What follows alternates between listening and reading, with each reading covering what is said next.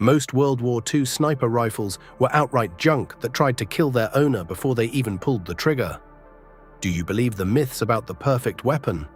In reality, they were temperamental sticks with lenses that fogged up, fell off, and lost zero from a single sneeze. On this battlefield, a sniper was a hostage to the engineer's incompetence. If your overpriced rifle decided the scope was going to drift on its own today, you were dead. We're going to expose the truth about how vaunted German quality buckled under the mud and how American tech giants issued their shooters antiques that you'd be scared to take on a deer hunt, let alone against a professional killer. Showy optics versus harsh reality. We're breaking down who actually went into battle with a weapon and who went with a heavy, useless crowbar that could fail at any second. The American miracle, a hand-adjusted nightmare. We start with the American miracle. How did the great US industrial machine manage to send its boys to the front with a rifle where you had to catch the scope with your hands after every shot? The Springfield M1903 was either a brilliant calculation or a total mockery of the men forced to fire it. Imagine you're an elite US Army marksman, but instead of a high-tech cannon, you're handed Grandpa's oar with a tube bolted on that you can barely see through. The Springfield M1903A4 wasn't a triumph of technology. It was a confession that great America simply failed to create a proper sniper rifle by the start of the Big Slaughter. The Americans went for maximum cynicism. They took a standard infantry rifle, crudely sawed off the front sight, it blocked the view anyway, and slapped a thin Weaver hunting scope on top. This drinking straw offered such weak magnification that telling an enemy apart from a bush at long range was a total lottery. But the real hell began for the Marines with their M1903A1 model. They mounted a giant unearthly scope on it. Sure, it could see far, but its mount was the height of masochism. The scope wasn't fixed in place. Upon firing, the recoil would send the scope sliding forward, and the sniper was required to manually yank it back toward his eye. Forgot to yank? Congratulations, next time you look through the eyepiece, you'll see nothing but darkness while a return bullet is flying your way. The crooked Garand, a neck-breaking monster. If the Springfield was just a temperamental crutch, the next US attempt balanced on the edge of the absurd. Why did the Americans decide to make a sniper rifle out of a gun that is impossible to load if there's a scope on it? Meet the crooked Garand, the weapon that forced shooters to twist their necks. How do you turn the most mass-produced rifle of the war into a sniper misunderstanding? The Americans decided rate of fire was more important than ergonomics and created a monster that was painful just to aim. The M1 Garand with a sniper scope is what happens when engineers tell you, want to shoot fast, then get used to looking at the world at an angle. The problem was that the Garand was top-loaded with an N-block clip that ejected upward after the last shot. Placing a scope directly over the bore was impossible. It would either block the loading or get smacked in the face by the empty clip. They found a good enough solution. They just shoved the optics far to the left. To aim, the sniper couldn't press his cheek to the stock. He literally had to hang his head off to the side to catch the image in the eyepiece. In the midst of this madness, the Winchester Model 70 looked like a god. It was a civilian rifle for wealthy hunters that accidentally ended up on the front lines with the Marines. It had a perfect bolt, a phenomenal trigger, and accuracy that Army snipers could only dream of. But the bureaucrats in Washington decided that having non-standard weapons was too difficult for supply chains. In the end, one of the world's best rifles was simply decommissioned, leaving the boys alone with their crooked Garands, the Stalinist sledgehammer. While the Americans were fumbling with offset scopes, the Stalinist sledgehammer was already thundering across the Eastern Front. A weapon so primitive it should have fallen apart, but instead it methodically turned the German army into a pile of corpses. What was the secret of the Mosin oar? The Germans called it a club with optics, but it was this oar that kicked the Wehrmacht's teeth in. The Mosin Nagant is a hymn to primitive brutality. There is no elegance in it. Its bolt sometimes needs to be hammered open with a boot, but when it comes to long-distance brain removal, this piece of iron worked with the efficiency of an executioner. The Soviet Union didn't play at high technology, it played at death statistics. The sniper three-liner was as blunt as possible, At the factory, they simply picked the straightest barrels, bent the bolt handle down so it wouldn't hit the scope, and mounted the legendary PU. This scope was so tiny and simple that there was literally nothing in it to break. While Western shooters pampered their fragile lenses in leather cases, a Soviet sniper could crawl through the mud, use the rifle as a support, and sleep with it in the snow. The PU held its zero even after a metaphorical nuclear blast. The rimmed 7.62 by 54mm cartridge was archaic trash even in WWI, but its stopping power was enough to drop an enemy cold. This rifle turned yesterday's hunters and schoolgirls into the most successful liquidators in history, simply because it asked no questions and always hit the mark. The SVT-40. A capricious princess. But Moscow dreamed of more. The Soviet leadership decided that a sniper should pour lead at the enemy at the rate of a machine gun. Thus, the SVT-40 was born, a wonder weapon that was supposed to bury bolt-action rifles, but instead almost buried the snipers themselves. Why did the elite marksman curse Tokarev's creation? The SVT-40 was supposed to be the funeral march for the Wehrmacht. 10 rounds in the magazine, semi-automatic fire, and a menacing look. On paper, it was an absolute dominator.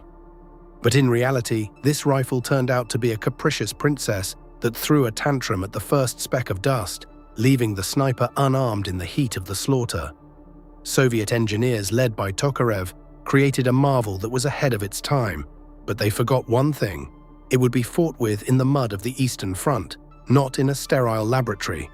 The sniper version of the SVT-40, affectionately called Svetka, suffered from the first shot disease. Due to a flaw in the scope mount's design, the first bullet would hit the mark, while the second might wander half a meter wide. For a sniper, that was a death sentence.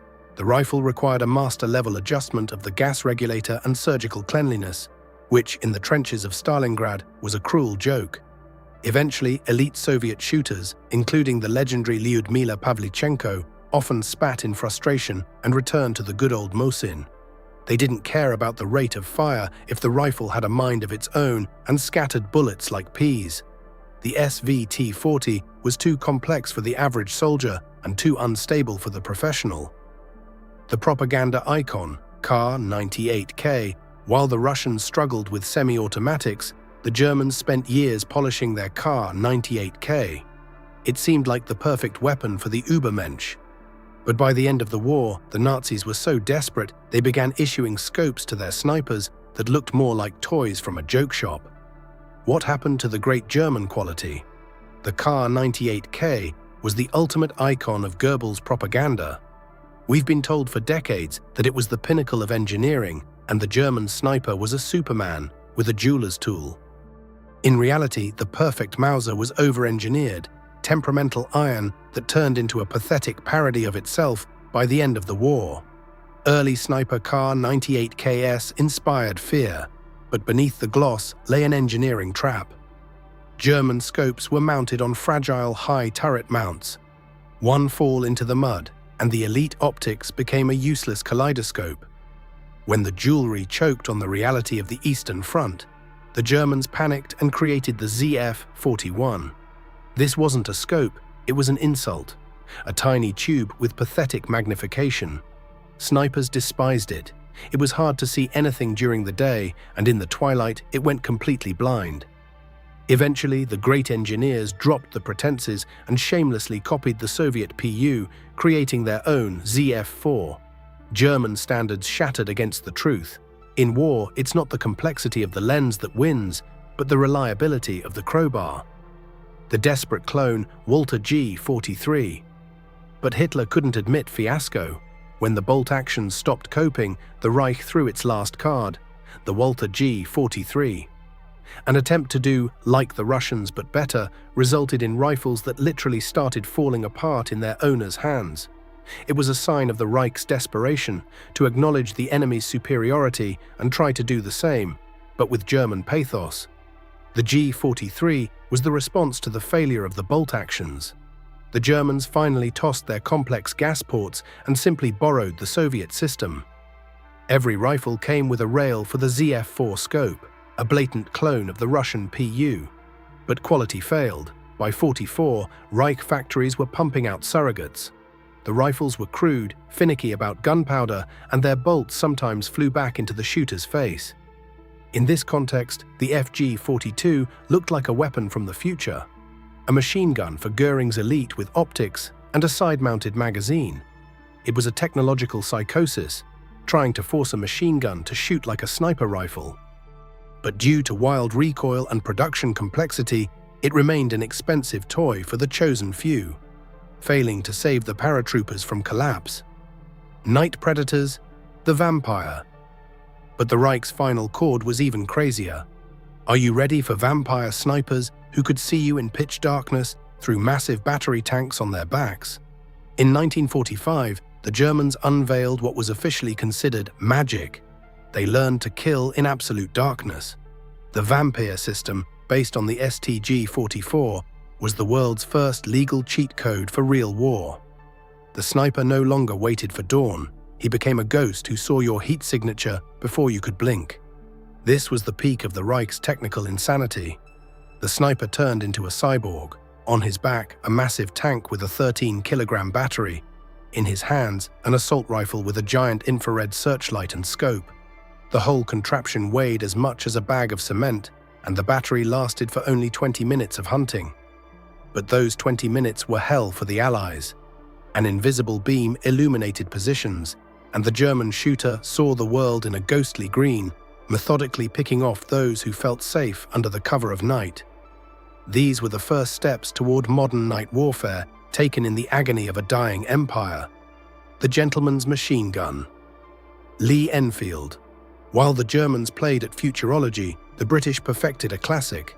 They created a rifle that fired faster than a German could cycle the bolt of his Mauser. Why was the Lee Enfield called the machine gun for gentlemen? A British sniper could fire 10 bullets while a German was still fumbling with his Mauser's bolt. The Lee Enfield is a machine gun in the world of bolt-action rifles. Death in the rhythm of a waltz, fast, elegant, and damn effective. If you fell into a Brit's crosshairs, you didn't even have a chance for a return shot. The number 4 Mark I T model is the gold standard of how to build a weapon for professionals. The British didn't just slap optics on anything. They selected the most accurate barrels and sent them to elite gunsmiths at Holland and Holland, the same people who made shotguns for kings. There, the rifle was brought to perfection, fitted with a comfortable cheek rest and the indestructible number 32 scope. The main advantage was the rear locking bolt with a short throw. This allowed the sniper to fire with blistering speed without taking his eye off the target. While the rest of the world struggled with 5-round magazines, the Brit had 10 chances in reserve to send the enemy to the morgue before needing a reload. But while the British bet on speed and comfort, on the other side of the world, the Japanese turned sniping into an art of suicide. Why did their shooters voluntarily tie themselves to the tops of palm trees, turning into sitting ducks with no way to retreat? A Japanese sniper wasn't a hunter. He was a suicide soldier with a one-way ticket. While the rest of the world argued over the quality of optics, the sons of the emperor were lashing themselves to the tops of trees. They had no retreat plan, only the mission to take as many enemies as possible with them before the inevitable end. The Japanese created the Arisaka Type 97, a rifle perfectly suited for the backstabbing tactics of the jungle. It had an anomalously long barrel and a weak cartridge. The result? Zero muzzle flash and almost total silence. American patrols went insane. Their comrades would drop one by one, and the shooter was neither seen nor heard. A Japanese sniper could sit for days in a spider hole or a palm tree, camouflaged so well you could step on him without noticing. This was a war of nerves, where your rifle wasn't an engineer's pride, but simply a tool for one last fatal spit toward the enemy. Finnish Rage, the White Death. And for the finale, Finnish Rage. How did a tiny country create a cult of snipers that made the entire Red Army tremble? And why did the Finns prefer to fight without any optics at all, viewing a scope as dead weight that only got in the way of killing? Finnish snipers proved it doesn't matter how much your scope costs if you're shooting from inside a refrigerator. While the great powers measured their technologies, the Finns took old Soviet iron and turned it into the perfect tool for the genocide of invaders. Simo Häyhä notched over 500 kills without any optics whatsoever, simply because lenses fog up in the sub-zero cold, and a sniper's head peeking over a scope is a fantastic target. The Finnish M39 Pistikorva was a Mosin Nagant on steroids. The Finns reworked everything from the barrel to the stock, creating arguably the best bolt-action rifle of World War II. It functioned at -40 degrees Celsius, a temperature where German Mausers turned into useless clubs. On the other end of Europe, the Italians were embarrassing themselves with the Carcano. This was a weapon that only became famous 20 years later for killing Kennedy. During the war, it was a synonym for absurdity. Weak cartridge, questionable accuracy, and a scope that had a mind of its own. While the Finns were holding off entire divisions single-handedly, Italian shooters were praying their rifles would just fire in the general direction of the enemy. It was the finale of an arms race where only the most primitive and vicious survived. The final tally: who survived the lottery of death? World War II proved that war isn't an industrial achievement exhibition. It's a brutal selection process. Expensive optics and pretentious brands buckled under the mud, the frost, and simple human endurance. In this lottery of death, the winners weren't those with the most complex blueprints, but those whose stick fired under any conditions. If we're ranking for survival, the British Lee Enfield takes the top for its insane rate of fire, and the Soviet Mosin Nagant for its absolute primal reliability. These two rifles carried the bloodiest sectors of the front on their backs. The German Kar 98K remains in history as an overrated classic that lost the technological race to its own complexity, while American systems serve as a lesson in how not to build a sniper rifle in a rush. The Japanese Arisaka and the Finnish M39 proved that tactics and local knowledge beat any specs written in a cozy design bureau. The sniper duel of World War II is a story of how men corrected the mistakes of engineers with their own blood. Remember, the rifle doesn't kill, the shooter does. But if the tool in your hands is junk, your chances of becoming a legend melt with every pull of the trigger.